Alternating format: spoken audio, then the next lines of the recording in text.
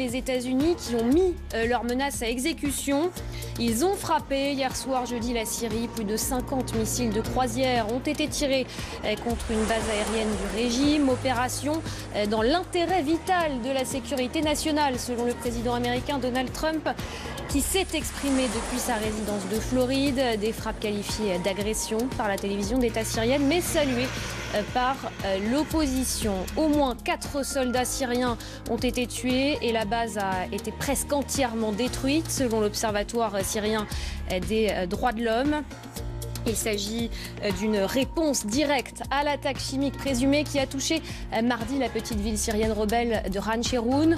Une attaque imputée à l'armée syrienne qui a tué, je vous le rappelle, au moins 86 personnes, dont une trentaine d'enfants. Et ce matin, les réactions internationales se multiplient. Pour Paris, un signal a été donné.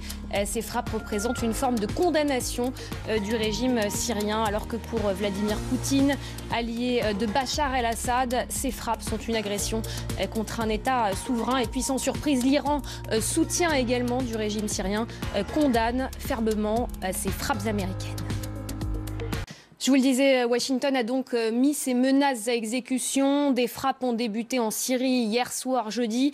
Plus de 50 missiles Tomahawk ont été tirés sur une base aérienne syrienne, la base de Shariat, associée selon la Maison-Blanche au programme d'armes chimiques de Damas et directement liée, toujours selon la Maison-Blanche, à l'attaque chimique présumée de mardi dans la province d'Idlib.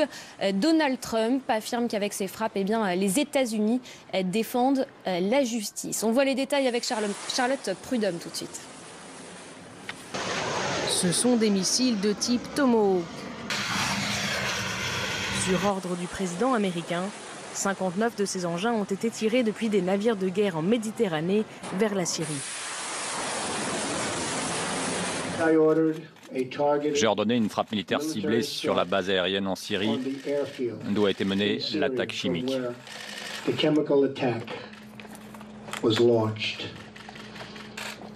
C'est dans l'intérêt de la sécurité nationale des États-Unis d'empêcher la prolifération et l'utilisation d'armes chimiques mortelles. Déjà mercredi, Donald Trump avait menacé Damas d'une intervention militaire. Une réponse à l'attaque présumée chimique à Khan Cheikhoun dans le nord-ouest du pays, responsable de la mort de plus de 80 personnes, dont près de 30 enfants. Bachar el-Assad a démenti toute implication et pour le président américain, la ligne rouge a été franchie. Ce soir, j'appelle toutes les nations civilisées à nous rejoindre et à chercher à mettre fin au massacre et au carnage en Syrie. Je les appelle aussi à mettre un terme au terrorisme, quel qu'il soit. Le secrétaire d'État Rex Tillerson a justifié les frappes américaines par l'échec de Moscou à faire respecter l'accord sur le démantèlement de l'arsenal chimique syrien en 2013. Pour lui, la Russie est soit complice, soit incompétente.